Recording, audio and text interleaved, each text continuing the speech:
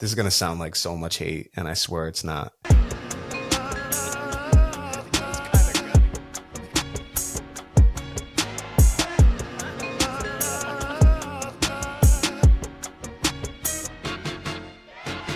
Welcome to the Warner Brothers podcast. My name is Keenan, joined by Kyle, my brother of Kyle, of course, and then we've got Timmy here as well. The sports world has been going crazy, especially the NBA. It's put the NFL on the back burner and going into the Super Bowl, which is a shock because that does not happen all that often.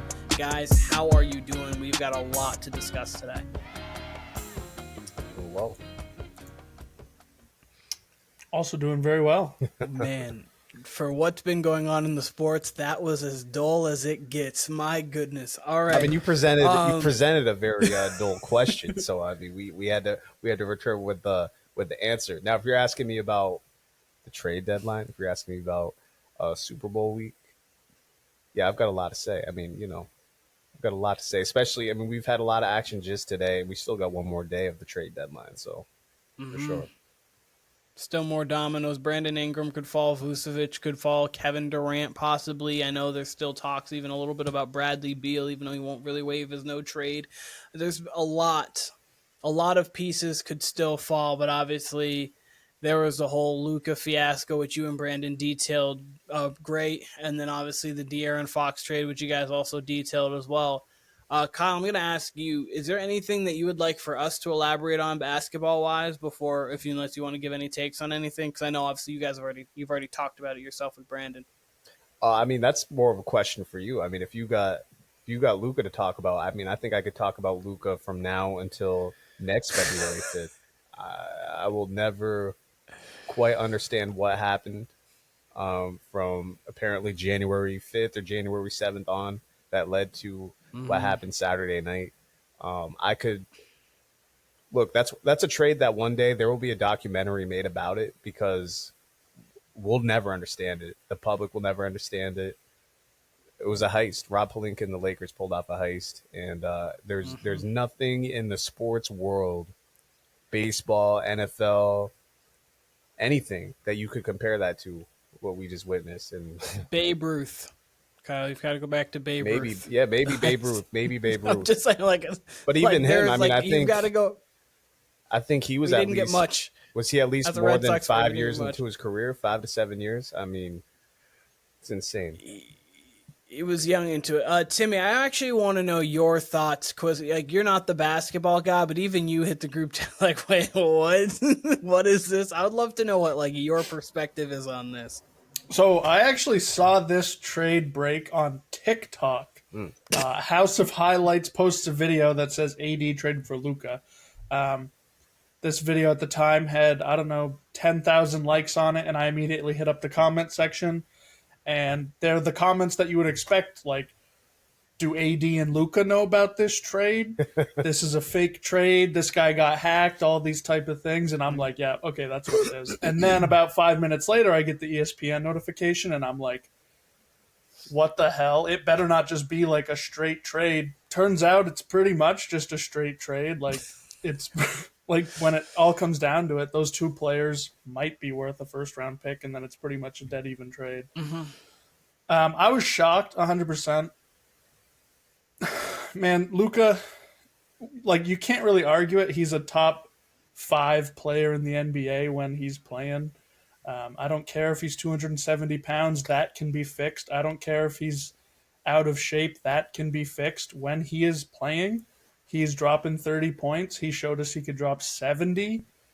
He's the face of a franchise that carried them to a finals, and now they don't have that. I'm so confused by it just because, the GM comes out and says, defense wins championships. Okay, maybe in the 80s and the 90s. I don't know about that in the 2020s. And listen, here, speak 80 and 90s. The teams that were winning, they had Bird, they had Magic, they had Dr. J and Moses Malone. They had Isaiah Thomas. These are all-time greats who can put the ball in the basket and go get you 40, or on Magic's case. I mean, they had Kareem too, but Kareem Magic can go get you 40 if he needs to. I mean, he did it in a game 6 of a finals starting at center. Like, you don't give up these guys, and that's what Luka is. He is obviously he's not there yet, but he is like at the time Bird. He is like at the time Magic. He's like one of the best players in the league, a generational talent that you don't just get rid of. Like, we already look back on the Hawks for like, oh wow, you traded for Trae Young, who's been great. Trae Young's done great things obviously in Atlanta, but there's still even trade rumors about him going. And if Trae Young was traded, no one would look like, you couldn't get rid of Trae Young. Oh my goodness. You can't get rid of Luka. Essentially, the other pieces to the trade, whatever. They're literally whatever picks, because now in 2029, I don't know if it's protected or not, but the 2029 pick for the Lakers with Luka on the team shouldn't be that bad. Should be 15 or below. It should not be a lottery pick. Plus, in the NBA, man, picks don't matter. Like 50% of first-round picks bust. Half of them don't even get out of the G League. It does not matter to the same extent as in the NFL. Exactly. Right? It is a bad success rate on picks when it comes to that. That's why, like, the Gobert trade was crazy, because there was 4 first-round picks in it. You could probably go look at it. They probably didn't get any like amazing value from those 4 first-round picks. They definitely got. I don't remember what the picks are. I'm assuming they're going to, or they got some players. But like, you get your draft picks, and like you have to develop well. But like this year, the 1 pick, Cooper Flag, yeah, that's a guy that you're like, I need to get him. A couple years back, the Wemby pick. It's like, oh, okay, yeah, that's a guy that like you clearly want, and like those are when the picks really matter, because there's definitely top prospects at the draft, of course. But Scoot Henderson, top 5 pick, and he top I think 3. Yeah, I think he went 3 in that draft. What's he doing? He's playing solid basketball. I thought he was going to be much better than he was. Yeah, he was projected to be the next Wemby, not like size-wise or anything, but he was supposed to be this generational guy that was playing better than college athletes, all that stuff. Before I go on more, Kyle, do you have any comments? Yeah, I mean, I don't know if I disagree with, or I don't know if I agree with that. First round picks don't matter in the NBA. They certainly matter when it comes to trade capital. They certainly matter when it comes to like the Oklahoma City Thunder, their rebuild. A big part of the reason why they're such in a great place with their rebuild is because of the amount of first round picks they have. The Boston Celtics, when they traded Paul Pierce and Kevin Garnett, they got Jason Tatum and Jaylen Brown due to the first round pick. So it's really what you do with them. I get what you're saying. Late round pick in the NBA isn't the same as, say, the 30th pick in the NFL or 25th pick in the NFL. But that being said, I mean, if you got a good GM and you got a good front office, like the Memphis Grizzlies, for example, they make good use of not only their first round picks, but also their second round picks and their two-way players. Miami Golden as well, State yeah. has over the past to Spurs, yeah. So you want you at least want first team. round picks to at least have trade capital, I would say, and especially now where it's hard to trade. Period. In this CBA, first round picks do matter, and it is getting deeper. But I mean, compared to the NFL, it's not the same. You're correct there, but they still do matter. First round picks matter. It's just the fact that it depends on the situation and when you get them. Like the 2029 Lakers pick, I don't know how much that's going to matter. Obviously, we don't know what's going to happen. That's not going to matter because they're going to be good. I mean, like the Pelicans this year, we thought they were going to be good, but they're injured. So like they could have, but like unless there was an injury, you would assume that the Lakers are going to be a top 5 seed and probably be one of the last 8 teams standing. Maybe it gets to the second round. So that's the 20th pick in the draft. That's not going to. It could if you draft well, but it shouldn't. You wouldn't presume it would make or break. It's a joke. Exactly. It's a joke at the end of the day. I mean, like I said, if you're giving up Luka, if you're giving up a franchise player of any sort, I mean, we saw what Durant went for. We saw what Miles Bridges went for. We saw what Rudy Gobert went for. We saw what Paul George went for. If you got Luka or any of these young stars like that, they should go double that. Melo back in the day, they got 6 quality players, I believe. I mean, you have to look it up. Anywhere from 4 to 6 quality players just for Carmelo Anthony.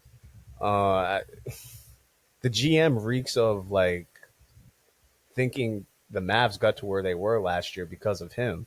Yeah, he's made great trades and great moves to get him in that position, but you're not even in the finals without Luka Doncic, without him dropping Well, I think he averages 34 a game. I've joked on here and called him Luka Jordan because that's how he performs in the playoffs. Like, he's a better scorer in the playoffs than a regular season, and he's a phenomenal scorer in the regular season.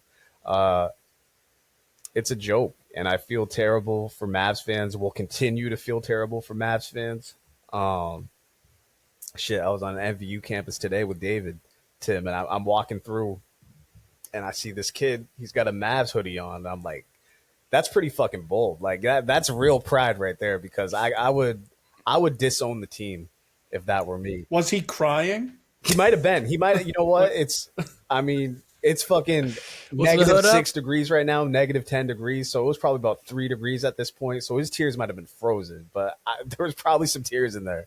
But I mean, I couldn't help but think, Keenan, like the only person I could see doing this in the NFL would have been someone like Bill Belichick, because this is all stemming from Luka not playing defense in the finals, being lazy in the finals.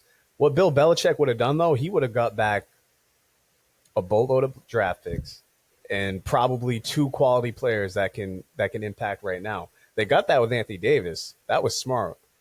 But you got to at least get Austin Reeves in there. And I'm not kidding. If this was Anthony Davis and LeBron, then I could at least rationalize it. But you got just AD.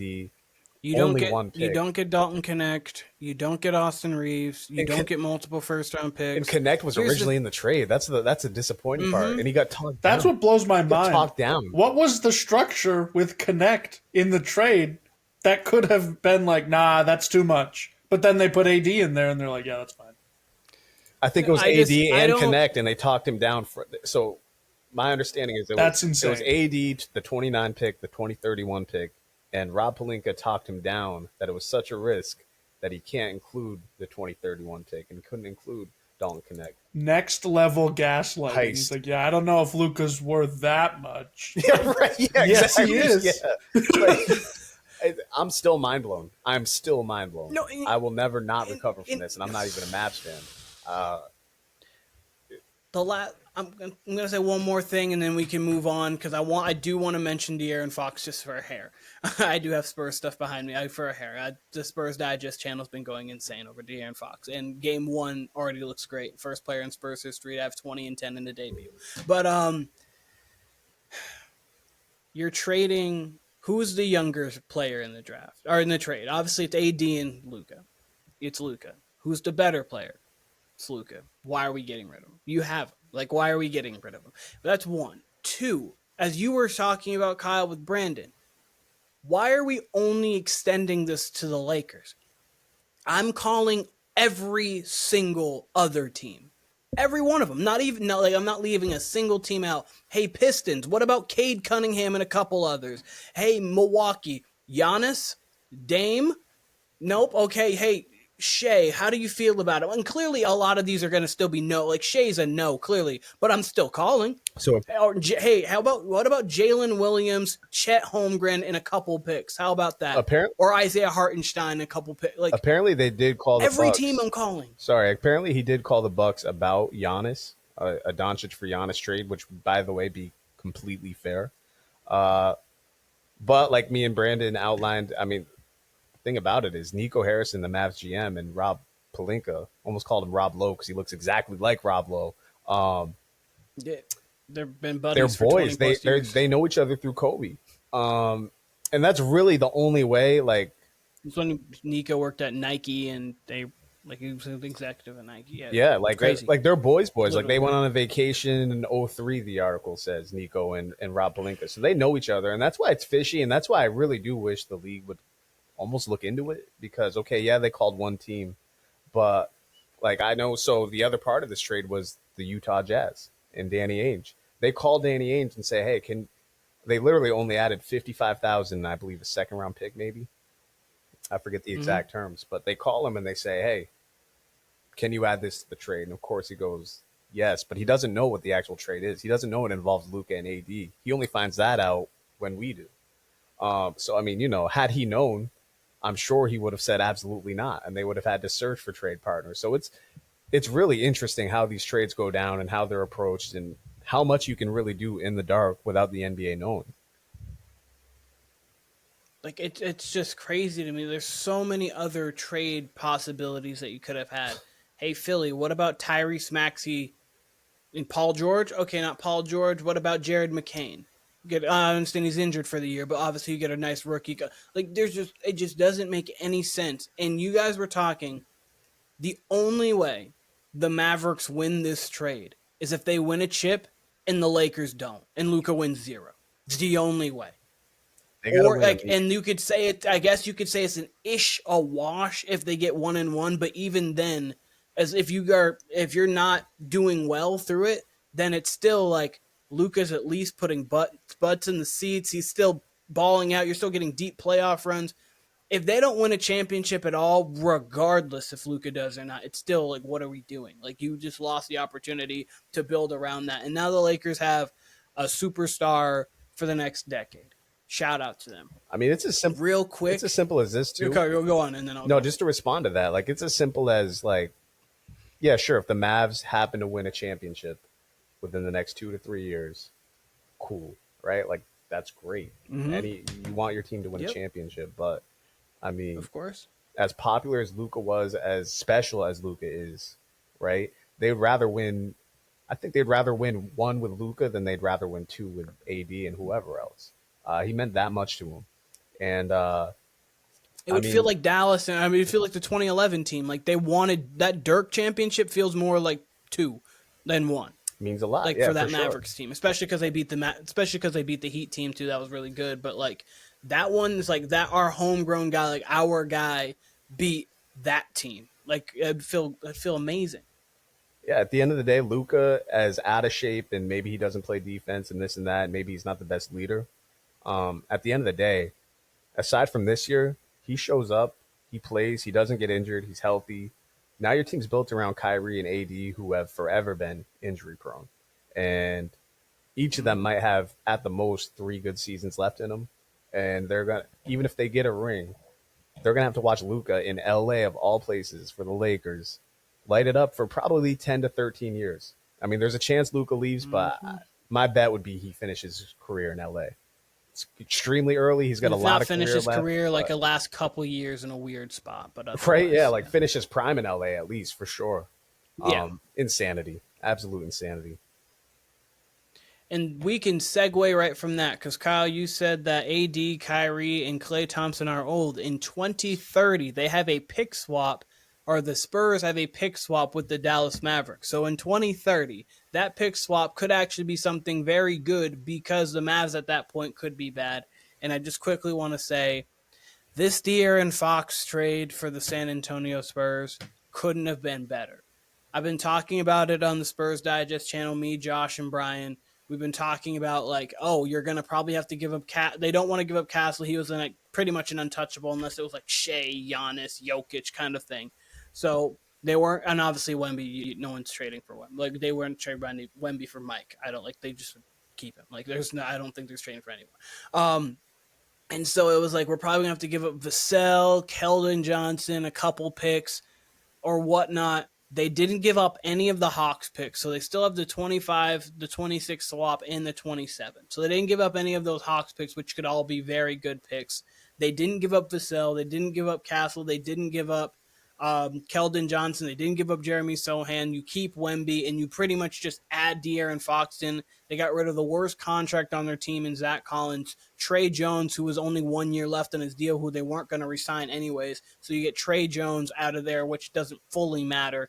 And then you get City Cisco, shout out to him, but he did nothing on the roster. And then you give up some picks that don't actually – you give up some okay picks, some decent ones. The Minnesota one in 2031, they give up one of their own picks, but at that point, the Spurs are going to be great.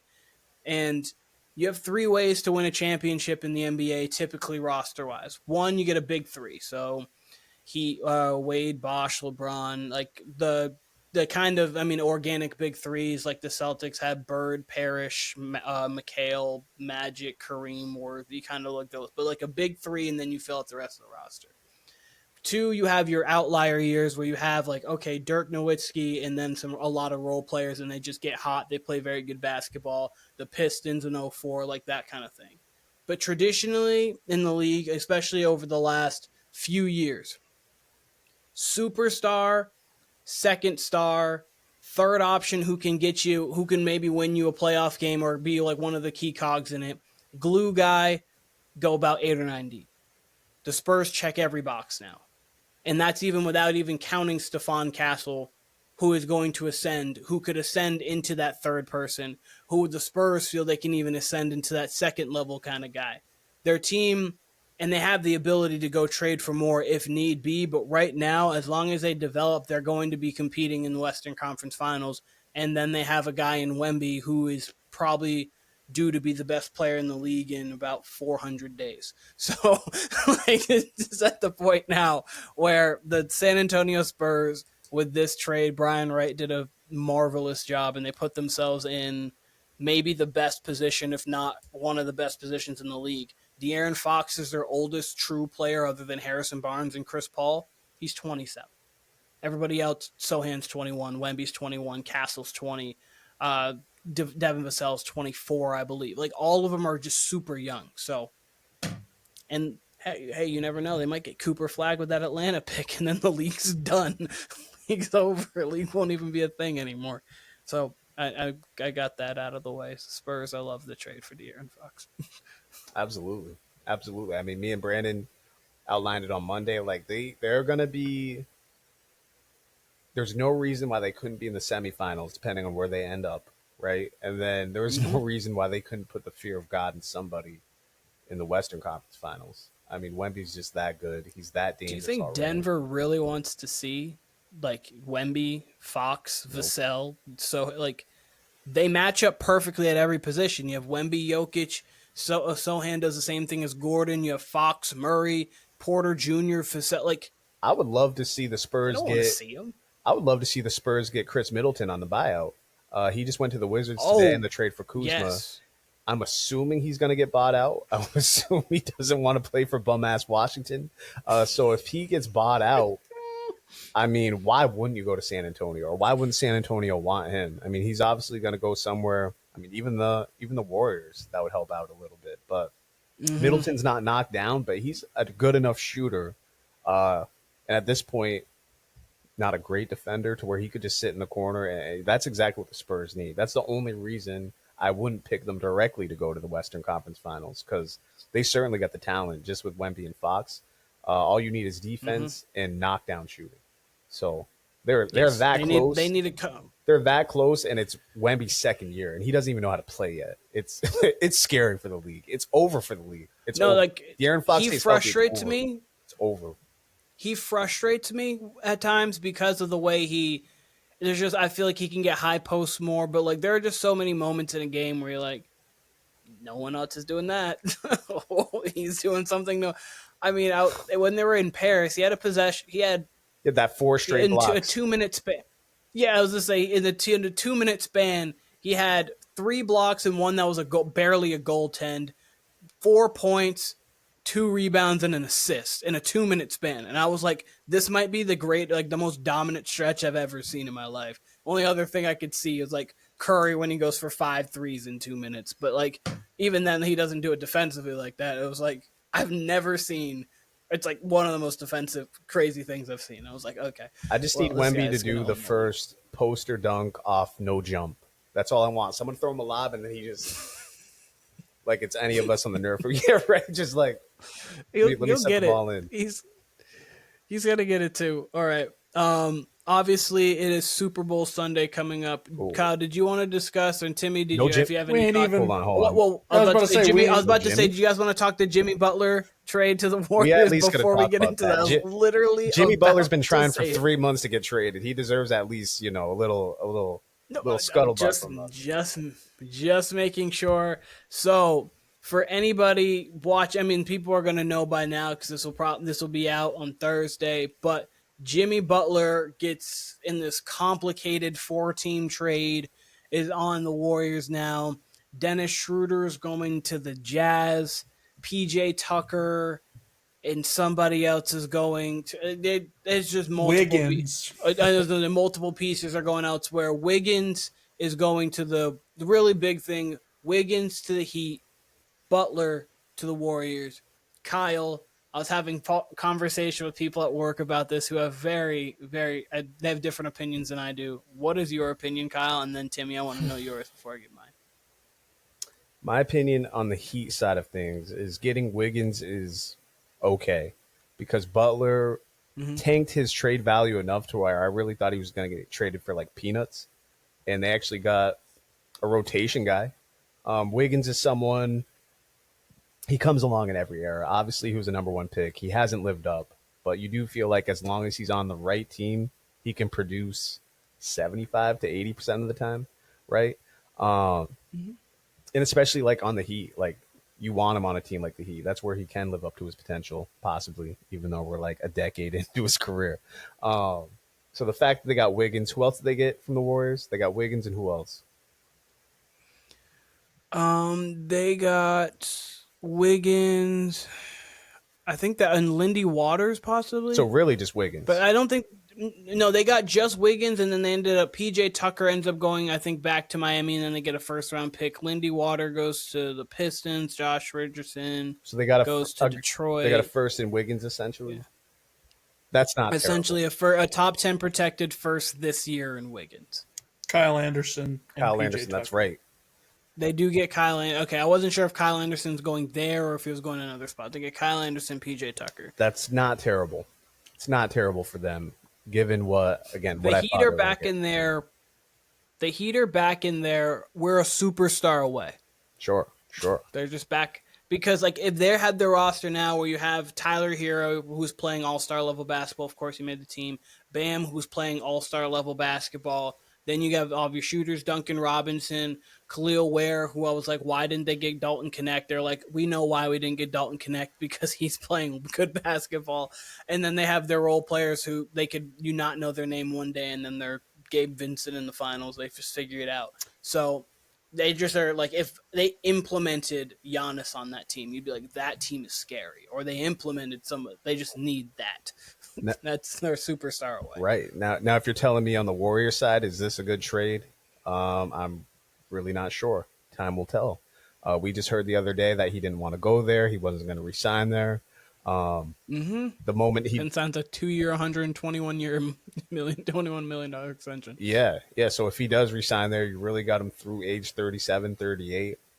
This guy does. Oh, I think it's official that he's 2 years, 121. Oh, he signed the extension.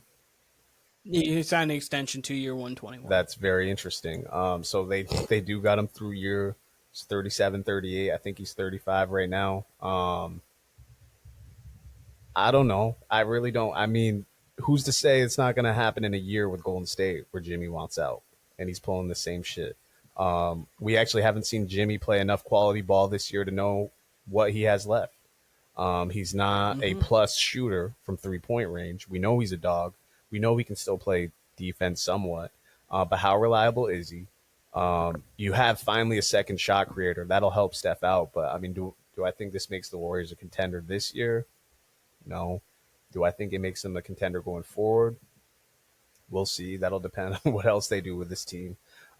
So, overall, I think it's good for the Warriors. They're better off than they were yesterday. The Heat technically are better off than they were yesterday as well. But I can't definitively say it made the Warriors better. It did not make them a contender, but it made them technically better, yes. All right, Timmy, do you have any thoughts on this trade at all? I think it is good to see the trade happen because, like Brandon, I'm kind of tired about hearing about Jimmy Butler getting suspended, all this stuff because he's just being a diva and wants a trade. And then they give him trades and he declines them and he says, no, I don't want to go there. Just seems like he has too much power. So it's good that they kind of got him off of the roster. Now he's not their problem. Good to go. I'm skeptical about how this is going to work with the Warriors. From the limited amount of basketball that I've watched, I definitely watched them in the finals a couple years ago against... That was the year that they beat the Bucks as the 8th seed. I remember that whole run, right? We watched that whole thing. And Jimmy Butler just seems to be that guy that takes over a game and, puts it on his shoulders. And I don't think that that's something you can do in Golden State when you have Steph, So I am skeptical. But maybe it works out. Good for them. I think he's past his prime, not necessarily prime past, but like I don't think he's what he was 4 or 5 years ago. He was a monster with the whole Timberwolves thing and the Sixers. I don't know. So I think this is a skeptical trade on the Warriors' part. Maybe it will work, but I think I'm going to lean towards we might get some more drama. Like Kyle said, could be next week where he wants out. If he So demanded a trade typically, next I week, mean, that'd be amazing. so like in Miami, the first couple years he was fine. He was fine for the first few years, and then he doesn't do well with teams who don't work hard. So like when he went to Minnesota, he thought Karl Anthony Towns was Kitty Cat Towns, and Kitty Cat Towns has turned into full Karl Malone Towns because he's been playing phenomenal basketball this year and he's been a man. And then like in Philly, like depending on the player, as a Philly, depending on the player, it was fun. So I think honestly, because he's going to be around people who are champions that work hard, I think that it'll start off okay. I don't think it's going to be a problem this year and next year. And then I think afterwards it could be Jimmy being Jimmy. But this trade comes down to this. Can Jimmy Butler be 95, if not 100% of the playoff player he was in 2023? If he is, then this is a very good trade and the Warriors have a chance. I don't think they really have a chance this year. They can definitely compete with some teams, and then next year I think would really be their shot. If he can't be, it's not going to really do much. It really just depends on that because the reason why, like, I know people talk about like the fit with LeBron and Luka and how they don't really have too much defense on that roster, which is 100% true. But like the thing is, going into a playoff series, at worst, we have two of the three best players on the floor at all times. At best, we have the two best players on the floor at all times. You go into it with that mindset, and that's actually the truth. You can win a lot of playoff series that way. Obviously, sometimes you have the better team who just wins. I'm not saying that like it's a definitive way, but LeBron and what? I don't. Before I go on, I just don't know if I ever agree with that. I think that's been like a sports media trope, but I don't know if that's necessarily true. I think we see a lot of times where guys with the two best players don't necessarily win. And I'm just not sure if that's true of the Warriors. I don't know. Well, it depends on how your role players play too, of course. But like these players get a lot out of their other players too. Like it's not just only two players and then everything else. Obviously, we saw Kevin Durant and Booker, who you could almost. I mean, Kevin Durant, I think, is better than Anthony Edwards, but you could argue. I mean, even that's arguable. But they had two of the three best players in that series last year, and the Timberwolves swept them. Why? Because the Timberwolves had Anthony Edwards, who was playing better than both of them, and then plus they had Rudy Gobert playing well. They had Karl Anthony Towns playing well. So like, it's not overall. Like a definitive thing. Yeah, they're just a better team. And like, don't get me wrong. I mean, you have to fill out a roster and still have pieces around you. I always in the playoffs, you have to go 8 deep to me. You can get away with 7 sometimes, but 8, true 8, and then maybe you have a 9, 10 who you plug and play in different spots. But going into series and going into games, you feel confident. You have two or the three best players on the floor. You can feel confident. Does it work out like that always? Absolutely not. I'm just saying, as a coach in an organization, it's like we have Luka, we have LeBron. We can go into the series and we feel confident that they can get the job done as long as our role players. If we're talking about those two specifically, I thought we were talking more so about Steph and Jimmy. Luka and LeBron. I was getting there. Luka and LeBron, get me a rim protector and they're all right. They're gonna be okay. Yeah, that's that I was gonna say. I was getting there. But Jimmy, so I don't know about. That is where I was getting to too. The Warriors did this because they feel okay. So we've got a great role player now. We got a great starter who knows how to win in Draymond Green. We have Gary Payton II, Moses Moody, Kayvon Looney. We have guys who have been there and played winning basketball. I'm saying this is a Warriors mindset. I know. That's why I'm laughing. That's why I'm laughing. Because if they got that mindset, they're already fucked. What? I'm just saying, like they've got they're in a situation where they feel like, okay, Draymond Green can play high-quality playoff basketball. Steph Curry can still be Steph Curry. And if Jimmy Butler is able to summon what he was in every time he's in the playoffs, then we've got a great nucleus. And from there, you've got a guy in Gary Payton II who can play good defense. He's a great hustle guy. You've got a quality guy, Moses Moody, who has played good minutes for them this season. A guy in Jonathan Kuminga that they expect to take the next step, he's been in and out of their lineup this year, so I haven't fully seen it. But like that's Trace Jackson Davis has been playing just fine rim runner minutes, but that's what he's doing, just rebounds, blocks some shots here and there. That's their mindset. I think that's a generous commentary on their mindset, because we'd heard they're calling about every star in the league. My favorite tweet I saw last night actually was Warriors are at the club at 147 trying to holla at everything, because that's basically what it was. They were trying to get at every star, and they settled on pretty much the most desperate star at this point you could get a hold of. He said he didn't want to sign with them. Apparently did re-sign with them, which is good. For sure. I mean, and I'm just saying that that's when you get Jimmy Butler and you do this trade because you're very adamant you want a second star, because you feel you put a second star there, everybody else falls in line. It's like not exactly the same, but it's like when you have a receiving core where the number 2 receiver is really playing the number 1, and then the number 2 guys or number 3 guys really playing the number 2, and then the tight end has to do more than he wants to, and then you get that number 1 guy back, and everyone else falls in line to what they're supposed to be doing. It's kind of like I don't think the Warriors are going to win a finals this year. I don't think they're one of the 7 best teams in the West. I truly don't. So I'm not trying to make it seem like it. I think the trade, if they think that Jimmy Butler can still be that, then that's why you do it, and that's why they have confidence in themselves. I, on the other hand, don't think that they're better than the Thunder, better than the Nuggets, better than the Timberwolves. I don't even think they think that. I think this was a Hail Mary. And I think they've conducted themselves like it was a Hail Mary. I mean, all the reports we got was this was a Hail Mary. I get why normally, yes, the Warriors or any championship organization can think that way. It just worries me that they were that desperate, A, to get a star, B, being that star being Jimmy Butler, and C, it was just 2 or 3 weeks ago we heard Steph and Draymond say, like, no, we can't mortgage the future. We kind of got to stay put right now, worry about the future down the road. They just seem so much more disorganized than they were 5-6 years ago, and that's concerning for me as someone who loves Steph and watched him play just toil away on these teams right now. I would say they definitely do seem more disorganized. The last thing I'll say is they didn't fully give up much of the future, which is good in this trade. Like, I don't. They ain't really have a Wiggins future, is your That's future the thing. point. They ain't really have. They don't really have a massive future. Their future is Jonathan Kuminga if he can do something. That's literally the future. And they was trying to trade him, Kuminga, and then hopefully you hit on a pick.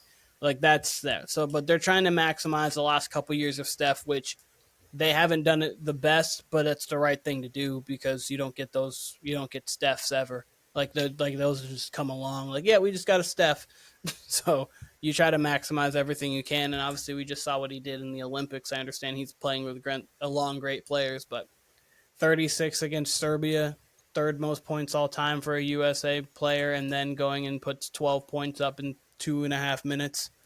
Like, yeah, like we see he's still when he's summoned, he can still do some great things. But anyways, unless anyone has anything else basketball wise, let's move into the Super Bowl. I haven't been in Super Bowl mode. Basketball has been at the forefront in the WNBA. There's been moves, so like I've been pumped about the WNBA too. Indiana Fever solidified. I'm thinking they're winning it all this year. But Timmy, what do you think about the Super Bowl? Who do you like? How do we want to go about this? Just predicting a winner, or like, do we want to just give our analysis on the Super Bowl or winning an analysis? Do we want to just hop right into winning? How do we feel about the matchup in general? It's been a while since we've talked. How do we feel about KC, Philly in general, seeing part 2 of this?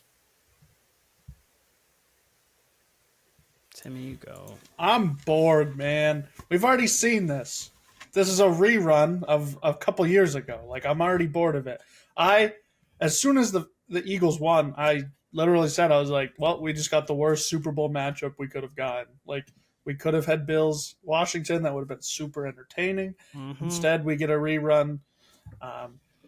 Not only do we get a rerun, but like when the Eagles went, at least that point, they had like, I think the number 1 or 2 offense in the league that year. They were scoring mad points. The Chiefs were also still a very good offense. Yeah, Mahomes now, are coming off an MVP. Exactly. Now we have Diet Chiefs that failed to score 30 points until this last game that they played. And we have the Eagles that just want to ground and pound, tush push their way to a 20-point win. So I think that it's like the most boring one we've seen. Like I said on the last podcast I was on, I would be much more excited if we got to see Carson Wentz versus Kenny Pickett in this Super Bowl. It would be the greatest thing in the world. So, I think we get the under. I think they have it set relatively low. Last I checked, it was like 46, but it might be 48. I'm not positive on that. 48.5. So 48.5. and the Chiefs are 1.5. So they're expecting this game to be 27-25, essentially. Even lower. No, wait, no, It'd be sorry, like lower than that. My 25 to bad. 23. 25-23, my bad. 25-23, and the That's Chiefs just- win. Is what That's they're like expecting. that's an okay game, and you can definitely get a good game from that. But I don't know.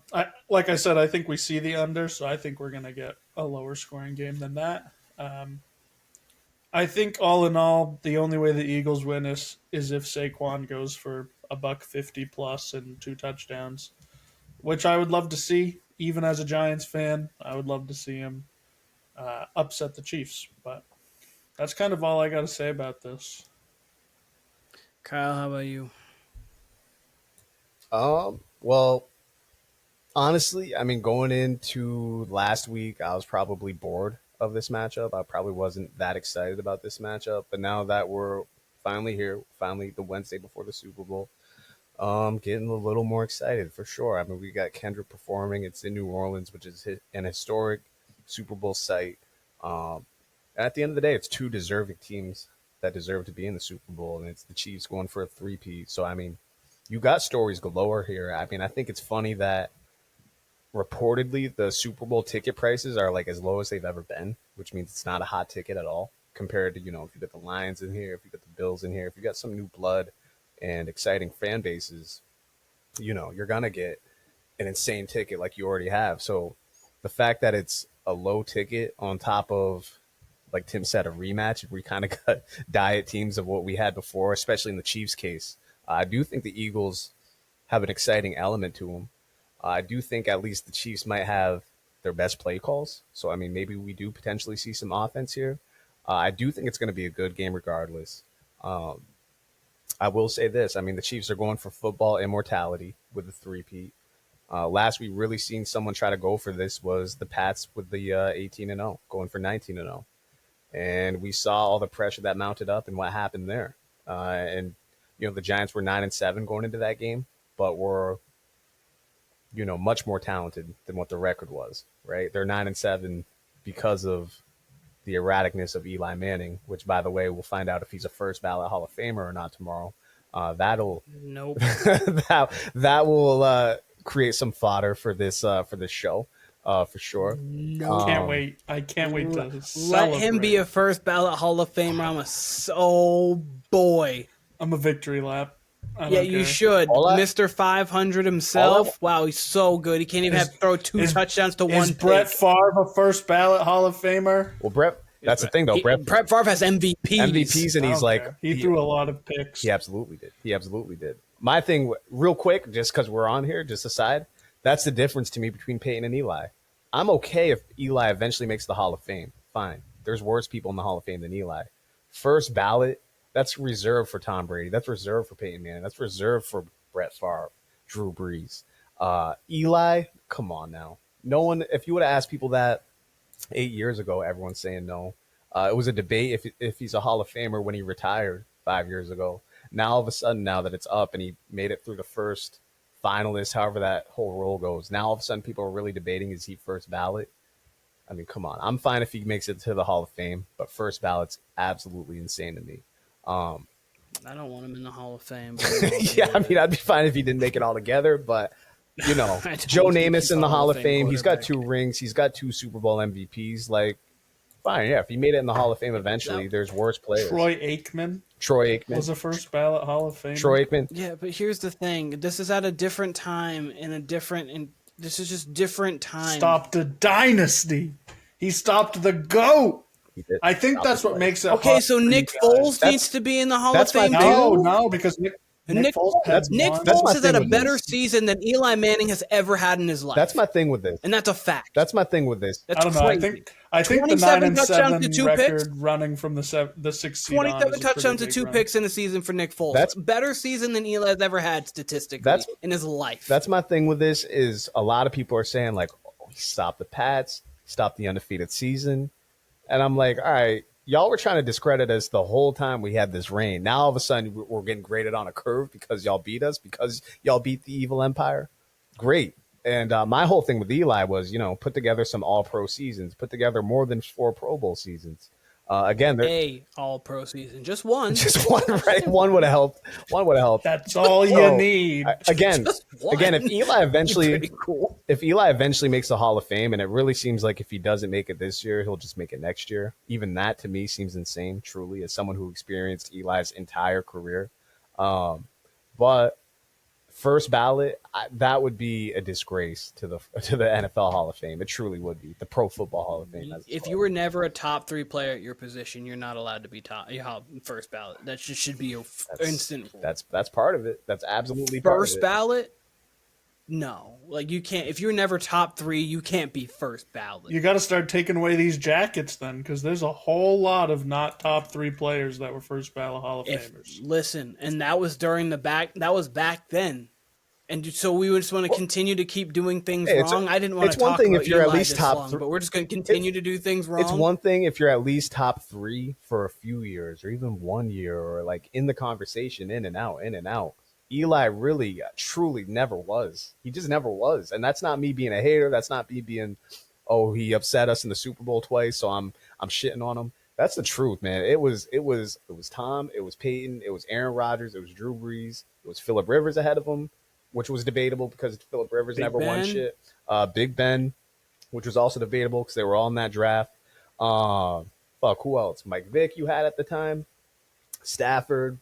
All those guys. There was definitely arguments at the time when Jay Cutler was good. Like, is Jay Cutler better than Eli Manning? That should never happen for Eli has as many rings as all of those QBs you listed combined. That's true. I'm not arguing. But I'm no longer arguing really the Hall of Fame case. I'm no longer arguing the Hall of Fame. The Hall of Fame first ballot, and Trent Dilfer has more than Phillip Rivers. Is Trent Dilfer now a Hall of Famer? Nick Foles had better 0. That's a bad line to set it at. Okay, your point. He has more than Dan Marino. Like, that's like, what does it matter? Like, are you kidding me? I think the argument is it is a narrative thing. Like, sure, there are definitely stats. Brady, Peyton, they were all like, they have every single accolade that you need to be on there to be a first ballot Hall of Famer. But it's narrative. They beat 2 amazing teams. They have a lot of Super Bowl memorable plays, the helmet catch. I don't think there's a bunch of other plays. That's all that it's going to take. And the people that vote are going to know that, and they're going to make him a first ballot Hall of Famer. Here's my thing. 2 games makes him a Hall of Famer. I think that's insane. Here's my thing. You have a whole career. You got to give him. You got to give him every playoff game that led up until the 2 games. You got it. But no, it's 2, because if he loses either one of those games, no one's arguing, especially if he loses that undefeated season. He is not even Tom remotely just in the lost 7 games, he wouldn't have any Super Bowls either. Yeah, okay, but 7 is much more than just like, no, but here's the thing. Tom Brady, without 7 Super Bowls, if you give him just even 1 or 0, he's still in the conversation. He has 3 MVPs. He's had a 50 touchdown season. He had a 36-4 season, a 28-2, a 39-12. He's played longevity, most touchdowns, most yards, like all of that stuff. That all matters for a Hall of Fame case. It's not just the playoffs. The playoffs just make him the GOAT by far. That's all that does. I don't care what Mahomes is doing right now. At the moment, he's a GOAT by a mile. Don't get me started on that, and that's going to be. I'm pretty sure they pull up that list of accolades. They don't put on the whole leading the league in interceptions. They don't put the negatives on there, Keenan. They only put the positives. That's all that matters.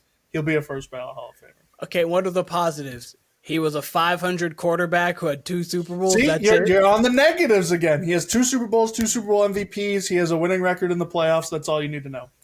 That's it. He is. That's all that. He that's is. all. That, He so is. Julian Edelman's the That's first a ballot bigger Hall of list Famer. than a ton of NFL Julian Hall of Edelman's Famers. the first ballot Hall of Famer now. That's what we're saying. Different position, it matters differently. But Julian Edelman's a guy. Like playoff Julian Edelman. I'm gonna give Eli's. I'm gonna give some to Tim's point here. What Eli does have going for him is in every major passing statistical category, he's top 10. Top 10. So he does have that going for him. He is 10, but he's top 10. He's top 10. He has that going for him. He won't be there in 5 years when Mahomes gets going, or when Allen gets going, or Lamar gets going, or Burrow gets going. It's true. It's okay. He'll be top 20 by the end of. Look for his era, for a prominent. We can at least say for sure he was definitely top 10 quarterback. We can at least say that. That we can say, which is why I'm completely okay with him down the line making the Hall of Fame. I'm okay with him just being a Hall of Famer. Fine. All right. We've had enough time removed, and he's in the record books and this and that. First ballot, though, that's where I draw the line. That is absolutely insane. That, again, it's just reserved for the best of the best of the best. That's why they include the first ballot part of it, is because it's so special and it's so exclusive. And Eli was never that during his career. He was for moments. There was moments where he could rise to the occasion, obviously. So was Joe Flacco. For sure. Is Joe Flacco first ballot Hall of Famer? That's exactly what I mean. If Joe Flacco eventually down the line got into the Hall of Fame, I probably really wouldn't care that much. But if you told me Joe Flacco was first ballot, yeah, I mean, Keenan's right. Joe Flacco has a very comparable career and probably a better career record than Eli, with 1 Super Bowl and an all-time great run, an incredible run, better than damn near any quarterback that's played the game. I love how we were in the middle of Eagles Chiefs and we got on this argument. I love it. Because it's a more interesting conversation. I'm sorry. It is, and we're gonna find out by tomorrow. Like, we're gonna find out by tomorrow, and sadly, my gut tells me that he is gonna be first ballot, and it would just be if he's first ballot and T.O. is not, burn the Hall of Fame. You've got to be kidding. T.O. is the definition of a first ballot Hall of Famer. That is true, and he made on the second ballot. Are you kidding me? Like, what are we doing? Eli's a first ballot Hall of Famer. That upsets me so much. If he is really, if I have to say first ballot Hall of Famer Eli Manning, I think you guys need to direct your hate towards the Hall of Fame and not Eli Manning. I have this thing. I have. I'm saying. Okay, I'm doing it at the I voters. agree. That's why I'm saying. I think a lot my of this hate is isn't getting at Eli Manning. sent to Eli saying, "Oh, you suck, Eli." No, the Eli NFL doesn't sucks for putting the, like you said, non-first ballot Hall of Famers in the first. You're ballot. right. Eli doesn't. I have no problem, other than Eli having a little disdain in my heart for beating the Patriots a couple of times in the playoffs. I actually have no problem with Eli. He's whatever to me. He was a fine quarterback in the NFL. He did cool things at times. He could throw 4 picks and win a game. He also could just throw 4 picks and lose you again. He was a fine quarterback. No problem with him. My point is the Hall of Fame cannot put this man in, and what you have to do is you have to say what he did in the league. This man, he's OJ Simpson. He's a murderer. They can listen, and I understand it's a completely different sports. Barry Bonds, Roger Clemens, Pete Rose, all of them are not in their Hall of Fame, which is ridiculous. They can't put Eli in the first ballot.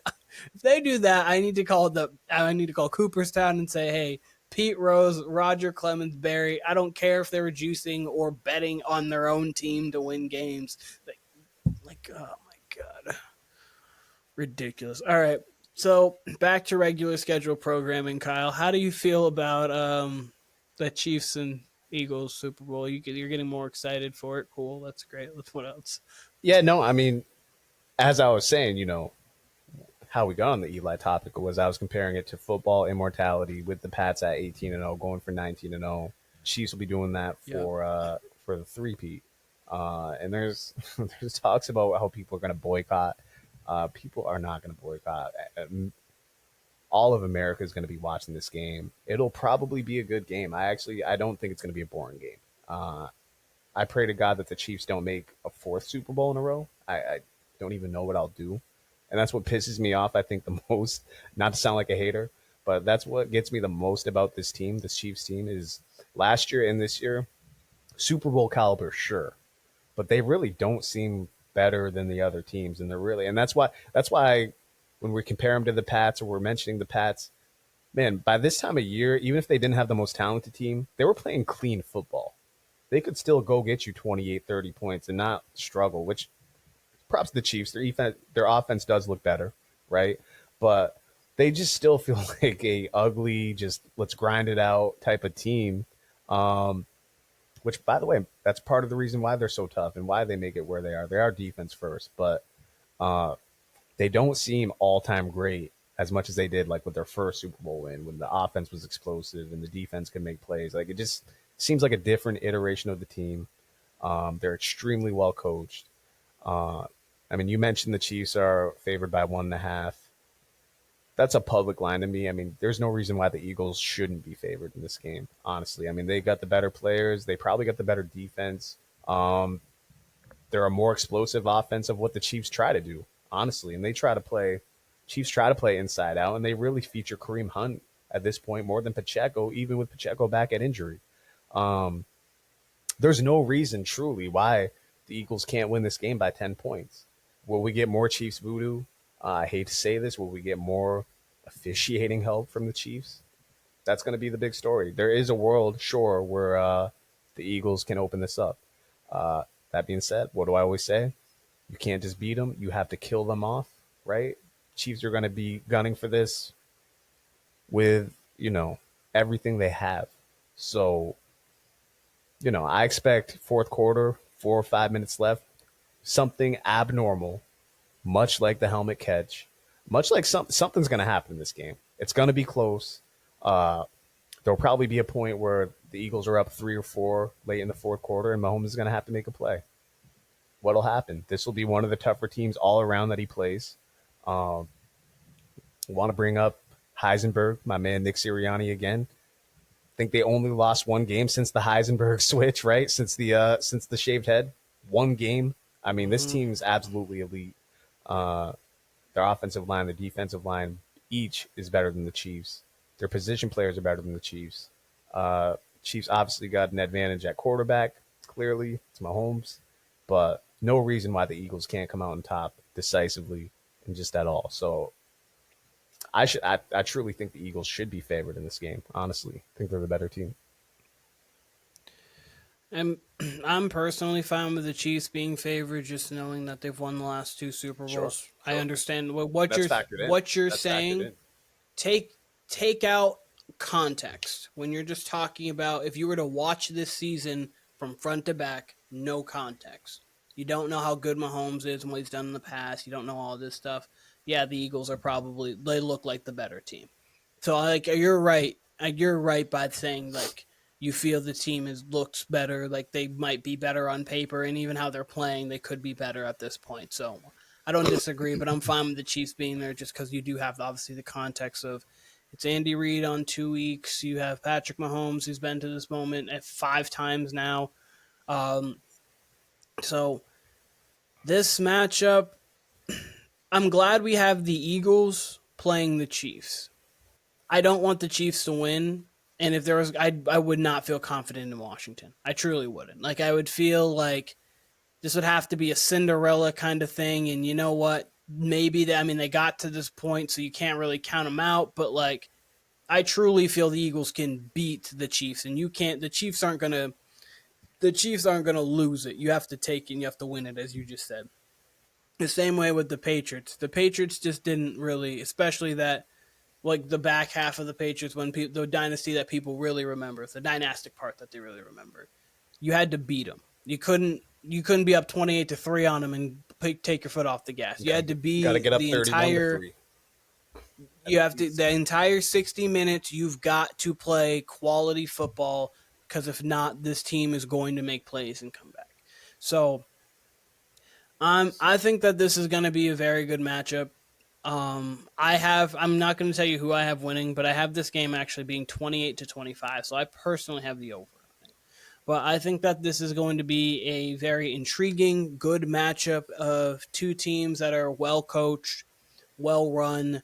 They have two good defenses. Now that the Chiefs are playing better, they have two quality offenses. Obviously, the Eagles have more explosive, and then the Chiefs are kind of death by a thousand cuts in the sense of, okay, they'll hit you with the underneath, they'll hit you underneath here, they'll hit you with the 10-yard here. Travis Kelce on 3rd and 8 will somehow be open in a zone. Don't really know how. Like, he finds his way open more than anybody I've ever seen in my life. Like even Gronk would make just contested catches with a guy on his hip, and Tom would put a perfect ball on him, and Gronk would be Gronk.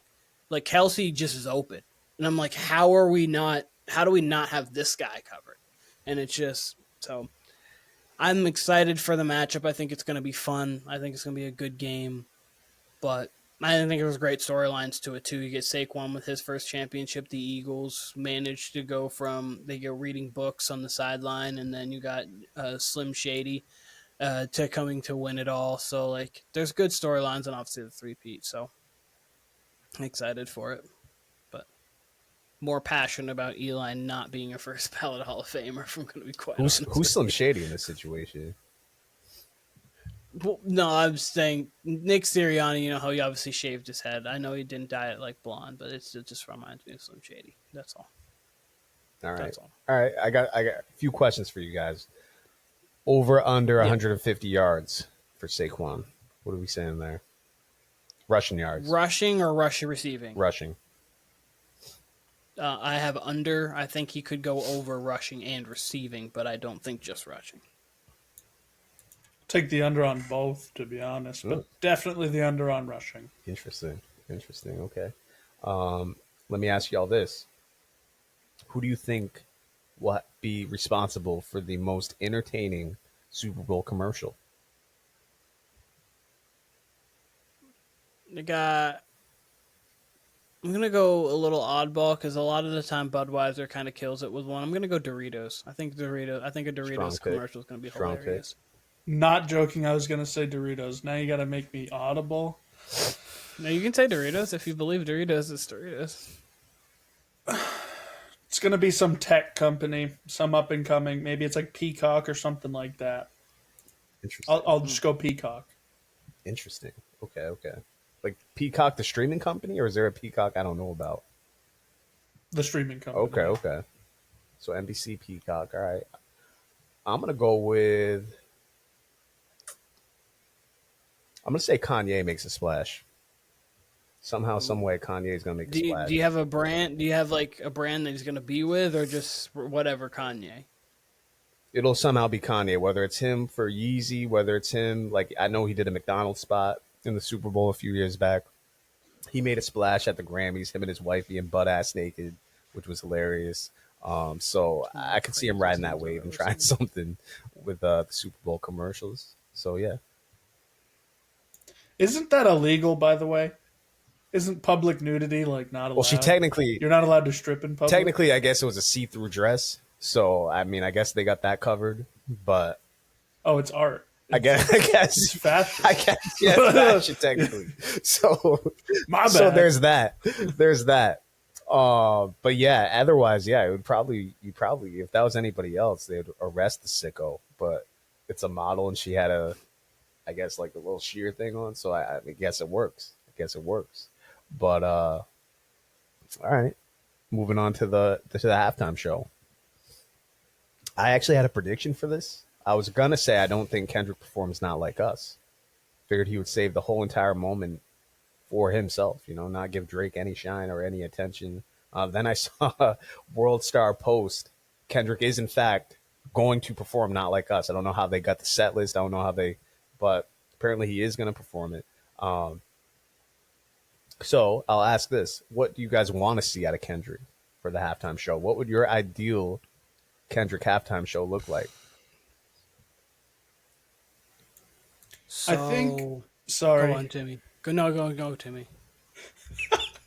I think I just want to see all the different eras of Kendrick. So I want him to kind of end on this new version that he's got going with like the whole Drake beef. What I think would be great to see is while he's performing Not Like Us, the crowd is going so hard that the stadium just collapses on itself and we don't have to watch this Super Bowl happen. I think we're going to get a great halftime show. I think we are going to enjoy it. I think Facebook is going to hate it because it's a black rapper, and that's what Facebook seems to hate on. They're going to be like, oh, I remember the days when good bands like The Who or The Beatles played the halftime show, stuff like that. You're so right. People That's hated exactly it. Like, what it's going to be. People, but it's going to be a great show. Everybody's going to love it. Hated on the Dr. Dre one. The Dr. Dre one, that Exactly. West Coast one was really good, but that people hated on the Beyonce. Everybody hates. Like, it doesn't matter who is out there. It could be the best person in the world. There's going to be a group of haters, and they're going to be loud. Foo Fighters out there. What are we doing? Y'all got to get off goddamn Facebook. The best of you.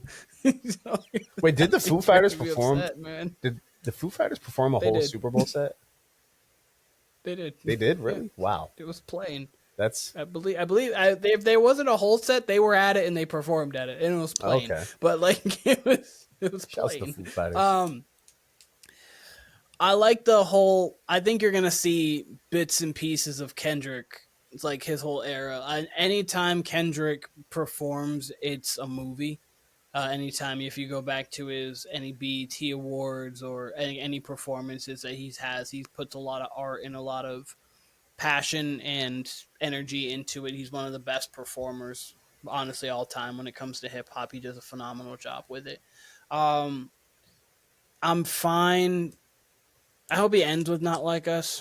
I don't want it in the middle. I hope if he's gonna do it, I want him to end with it because I'd like him to have a set and then a moment.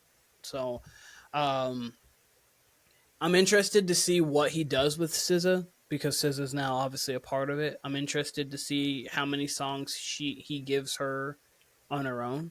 Like, I think you're definitely gonna hear Snooze at some point. I think probably if you got a song with them, you might get 30 for 30. I don't know. I think Luther's a little too slow. I don't think they have Doves in the Wind. Oh, you might get All of the Stars actually. That's a guarantee. You might get All of the Stars, but I think probably either All of the Stars or 30 for 30 is the one that you're gonna get with them together. I think. Ooh, actually, if he went with Don't Kill My Vibe and you had SZA singing the hook on that, that'd actually be kind of fire too. And because he had obviously, I don't know if you ever heard the version of Lady Gaga singing the hook because I think that she was actually originally supposed to be on it and then they ended up switching it out. But there's a version of Lady Gaga on Bitch Don't Kill My Vibe. Yep, it's actually why? Fire. I'm not gonna lie. I don't know why. I got to look this up for myself. I'm pretty 98 because this is not when AI was really a thing, like in 2013 when it was. I believe this is again, it's over a decade ago when I read this, but I believe Lady Gaga was on the original version of Don't Kill Me, and then they switched. I want to say that's a true fact, and I'll definitely fact check myself again after this because it's been a while, but I do know that I listened to a version that very much sounded like Lady Gaga that I think is Lady Gaga. But yeah, I'll have to give that a look and a listen. My ideal version of this Kendrick performance, unfortunately, is not going to happen. I would have loved to him. However, this is going to play out. Kendrick's going to kill it. We know that. I would have loved for him to bring Wayne out, bring Weezy F out, and Wayne said, I think I saw earlier, World Star again. Shouts to World Star. I think I saw that Wayne will not be attending the Super Bowl in any capacity. Maybe that's just to throw us off. Maybe he will be brought out because that's definitely something Kendrick would do. But that's unfortunate because, Wayne is New Orleans. He made a big stink about not being able to perform. Petty. It is kind of petty. I mean, the good thing about it for Wayne is New Orleans is a very prominent Super Bowl spot. So he's going to have probably within the next 10 years, 2 more chances to perform there. And by the way, he should perform there. He's not I don't know. He's kind of iffy as a live performer, honestly. But when it comes to Kendrick, no Wayne being involved, can't say I have my own expectations. I think what you guys laid out is exactly what we're going to get. We're going to get Kendrick through each era. We're going to get a lot of SZA. They made a point to throw her in the ad for the Super Bowl about a month ago. So she's very clearly going to be prominently involved. I think it's All the Stars is either going to close the halftime show or it's going to have a very, very featured spot right in the middle where they fucking dim the lights everywhere and you get that light show in the audience. You always get that like once every Super Bowl, it seems like. You can bet that it's going to be with All the Stars, where they're actually going to feature more than one verse, prominently featured the hook. Everything's going to go dark, and they're going to have some sort of starlight show, which will probably be dope. I could do without Not Like Us, but yeah, Kendrick, like you said, Keenan, he's an all-time great performer.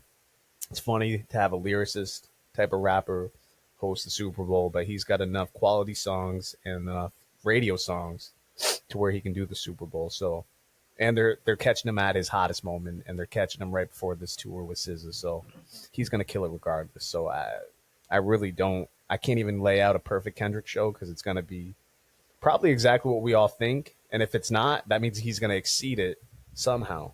So I guess the only thing he could really do that would like really catch my attention, that would just be insane, since he is doing Not Like Us, is maybe have some sort of Drake voodoo doll and fucking light flames around it and have some sort of voodoo doll flame circle and do some sort of Drake satanic ritual. That would be the only way to really catch my attention, where I'd be like, whoa, what the fuck's going on here? So probably the not getting that halftime far. show that we had with Dre had 11 songs. So Not Like Us and All the Stars, those are two. It's gonna be interesting. I mean, and obviously that's not like an exact number you can obviously have, but anywhere between 9 and 12 songs you're probably gonna have in a set list. Just depends how long you let them go.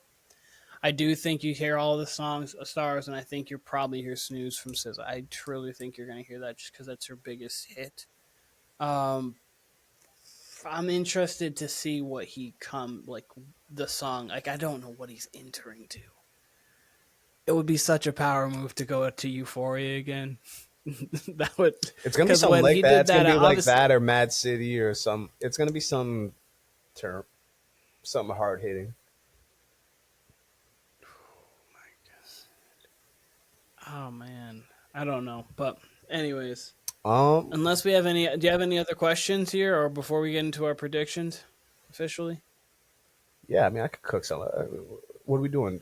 It's over or under 2 touchdowns for Patrick Mahomes? Passing touch, actually, total touchdowns. Over or under 2, 2.5. We'll put it actually. 2.5. 2.5 over under total touchdowns.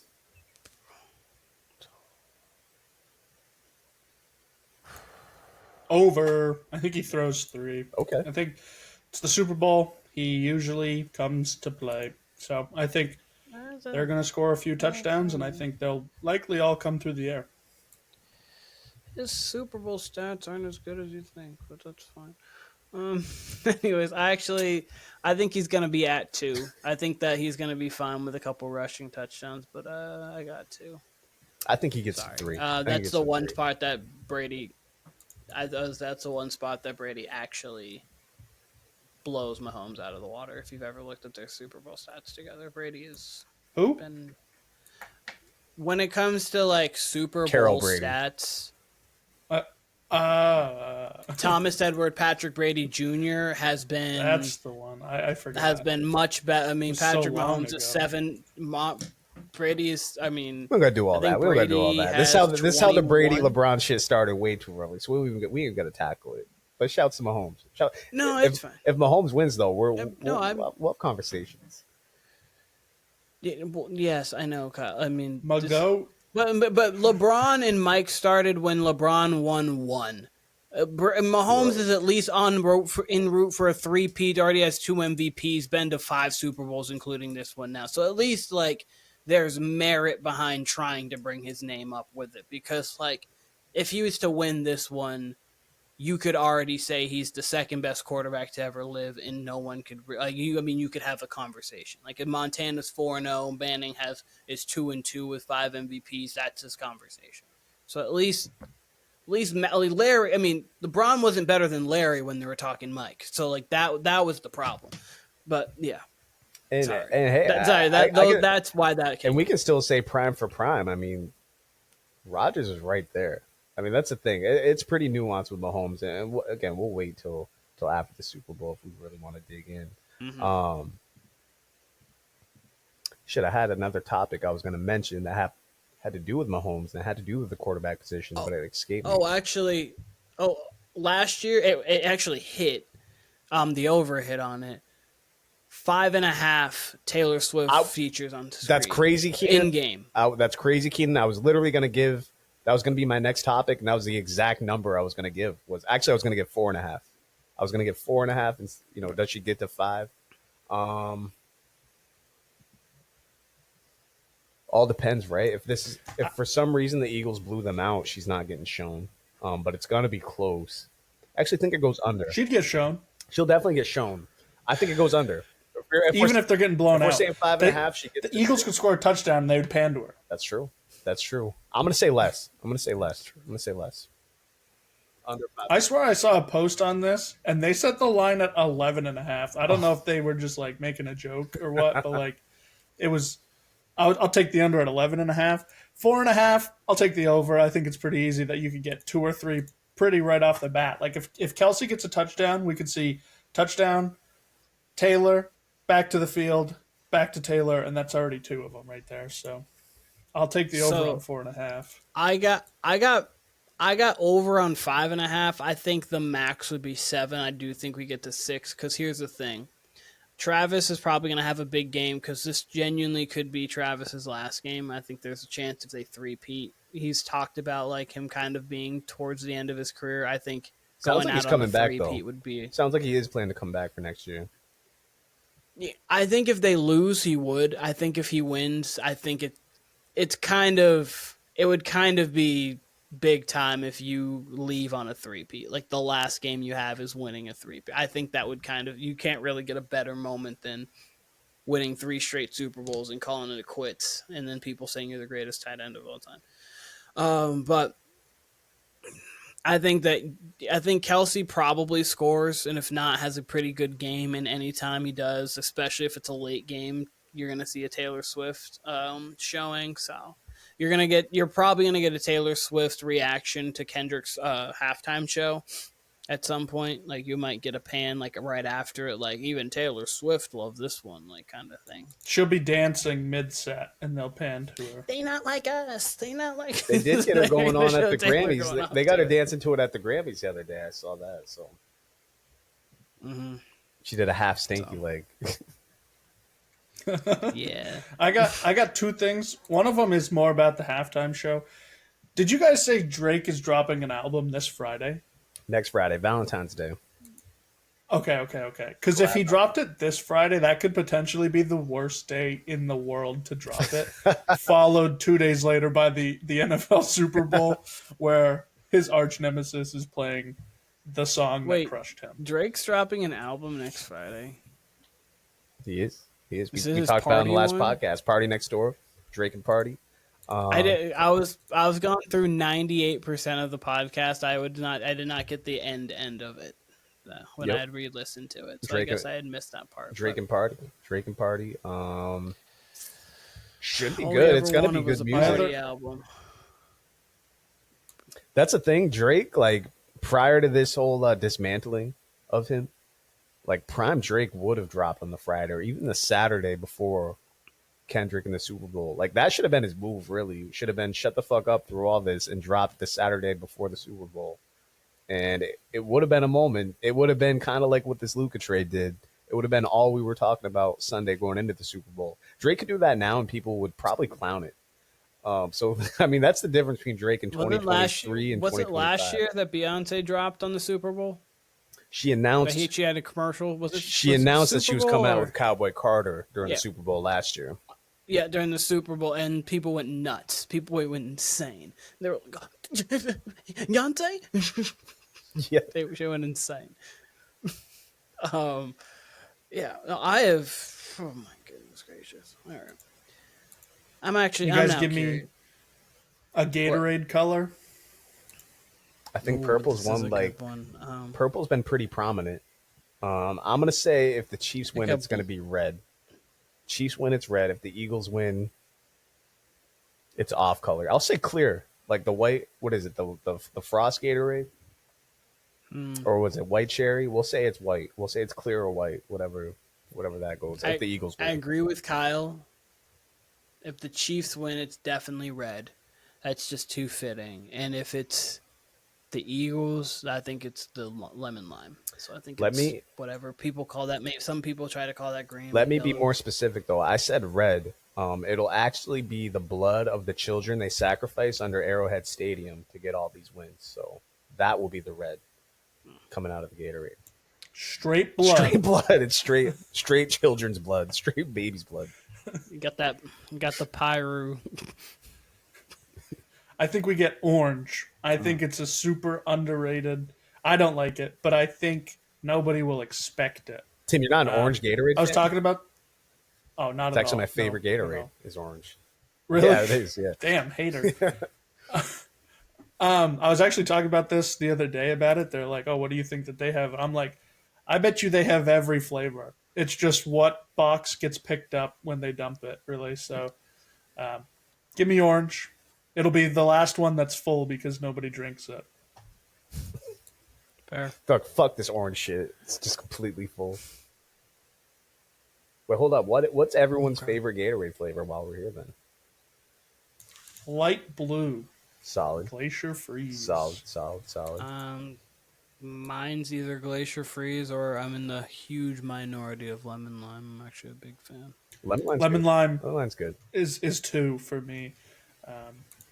Those are my Always top as a kid, before Glacier Freeze even existed, lemon lime was the go-to. Lemon lime's up there for me, but somehow orange took the top spot for me, which is crazy because I don't really love anything else orange, but I do, for whatever reason, have a soft spot for orange Gatorade. Oh man. Good news, Kyle, real quick. Shea has 40 through 3. Not even the third quarter's over yet. He's killing. Good news. He's got 5 minutes left in the third. Last thing, any specific food y'all are looking forward to for Sunday, for Super Bowl food Sunday? Anything Always important on the wings, but spread? buffalo chicken dip. Buffalo chicken dip, always gotta have it. Essential. Yep. Yeah, I agree. You can't. You got to have wings, and you got to have some sort of good appetizer, like a buffalo chicken dip, like a good chips and salsa, or 7-layer dip, or something like that. So, completely agree with you guys. Yeah, I might make a taco dip this year. All right, without further ado, guys, it's gone. Timmy, who do you have winning the Super Bowl? I have Patrick McGoat winning the Super Bowl. I'll take it 23-17. Give me the under. Ooh, low scoring. Easy under. They shut Saquon down. Less than 100 all scrimmage yards. Wow, that's a deserving win right there. All right. Kyle, how about you? First of all, I'd like everybody to direct, and I know he's not the reason why they lost this game in particular, but I'd like everyone to direct their ire towards Mark Andrews for us being in this position in the first place. I know Josh Allen could have scored had he got that 2-point conversion. Probably would have let him to score, honestly, if they still got it. But let's still all direct our blame at Mark Andrews for just eliminating all suspense at that moment on a routine catch. You're paid to catch that ball. So that's why we're here in the first place. One of the many reasons why we're here. It seems too on brand for me to pick the Eagles.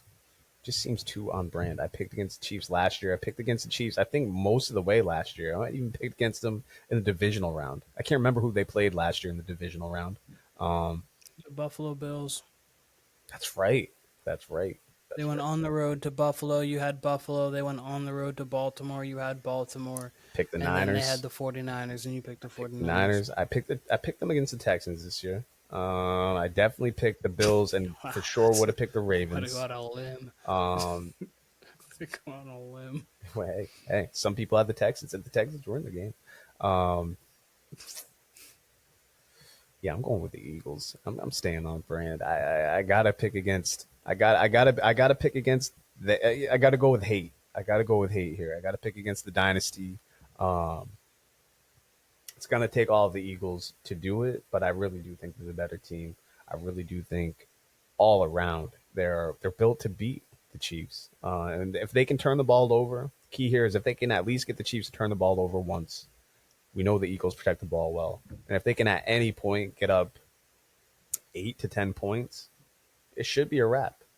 And if not, we'll see exactly how great Mahomes is with this lack of offense they have, with this team that does not necessarily suit all of his strengths. You know, it'll be directed towards Travis Kelce. It'll be directed towards Xavier Worthy. He's going to have a big game.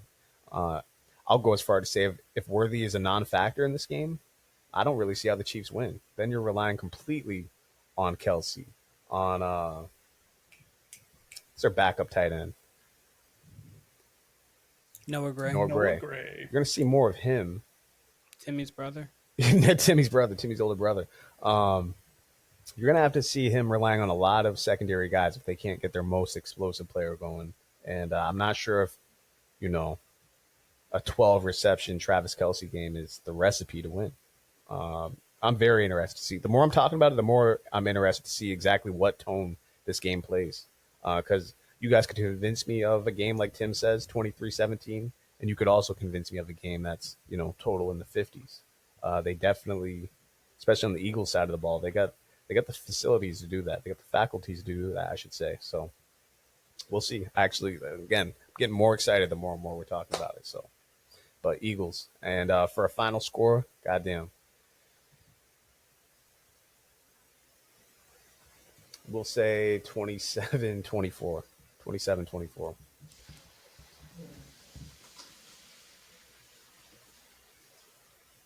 Is that sound like a waterfall right there? Yeah, it was just got the classic Keenan waterfall in the background every now and again.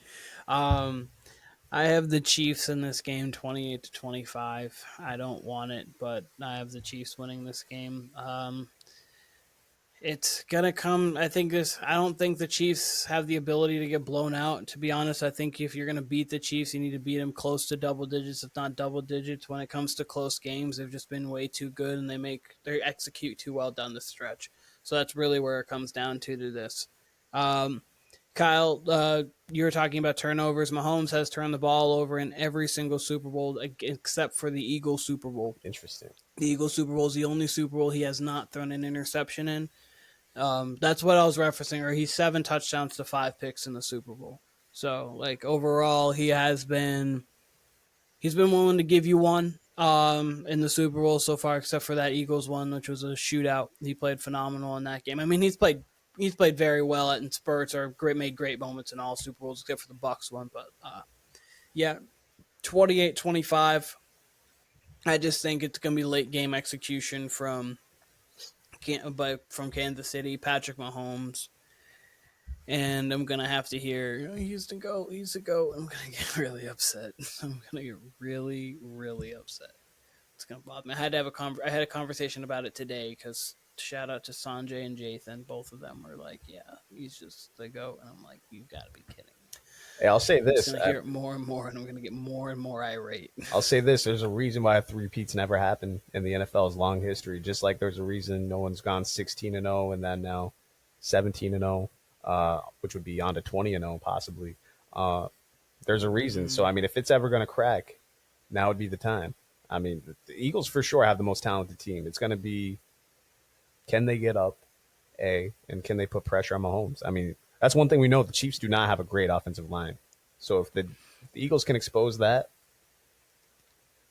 again, I'm not saying they are going to run away with it, but there is a world. There is a world. I would love to see them blitz and just lose by a lot. I mean, I'm gonna be betting the Chiefs, and I wouldn't mind losing money if they lose. To be quite honest, so that's fine. It's a win-win. You either win money or they lose. Yeah, no, that's where we're going down with it. And the last question I have for everybody is your Super Bowl MVP. I'm debating between 2 guys for me right now, but I'll go since I'm the only one who's got the Eagles. Saquon the Don. Saquon MVP. It's got to be. Saquon. I don't think they can win if Saquon's not, to be honest with you. Saquon, 3 touchdowns. Let's go 3 touchdowns. Let's go 178 total yards. Yeah, he's gonna ball out. I mean, no one's been able to stop him. I have no reason really to believe the Chiefs are going to stop them. They have a great defense. They don't have an all-time great defense. Saquon can get to the second level. You already know what time it is. So, yeah, Saquon's going to go off. He's going to win MVP. Eagles victory. Yes. Timmy, you? Give me Carson Wentz. Put him in there. No, it's Patrick Mahomes. He's going for 275 and 3. Patty. Not going to turn the ball over at all. It's going to be good enough. I'm actually going to go a little different. I'm actually going down. Carson Steele? I don't. Who I've never I've been seen. actually debating. Harrison Butker. I've been debating between Travis Kelce, Xavier Worthy, and Hollywood Brown. I truly think one of the two between Brown and Worthy are going to have one of those surprising, like, oh my gosh, like the Deion Branch game, or like those kind of games where you see that receiver go off. Pencil me in But I Marquise think Brown, 2 touchdowns. But I honestly think I'm going Travis Kelce. I think it's going to be, and I think this is going to be his last game. It's going to go out with a bang, and I go out on a 3-peat, 9 catches, $120, and a touchdown kind of thing, where Immediately he has himself a game. He takes the ring and just proposes to Taylor right there. Oh my god, that would happen too. Oh my god, I could see him propose. None of this finna happen. He gets the 3. None of this finna happen because the Eagles are gonna get it done. Fly Eagles, fly. I hope, Kyle. I truly hope you're right. But is there anything else anyone else has here, or are we closing? No, I think that's it. I'm sure I'll have more. Alrighty. I do want to say, check me and Brandon out tomorrow. We will be doing a trade. Excuse me, I can't fucking talk right now. Me and Brandon will be doing a trade deadline special after the NBA trade deadline ends tomorrow. So that'll be out Friday or Saturday, and we'll probably talk a little more Super Bowl. Probably not a whole lot else though. Yes, I would be featured on that, but I actually, fortunately enough, have tickets to go to Knoxville and watch the Tennessee Volunteer Lady Vols play against Paige Becker and the Yukon Huskies, which I am elated to go see. I get to go see Paige for the first time, and that's going to be a really good game. Tennessee has been a very good team this year, new coach, so program's taken off since they have changed coaches here, but this has been the Warner Brothers podcast. Thank you, Timmy. Of course, thank you, Kyle. TikTok, Instagram, YouTube, all at Warner Brothers Podcast. If you're watching it, you can also listen to it on the stream, Apple Podcast and Spotify. If you're listening on the stream, you can also watch us on YouTube. But Warner Brothers Podcast, we appreciate all of you guys who have been reaching out via social media, and we'll be seeing you guys very soon.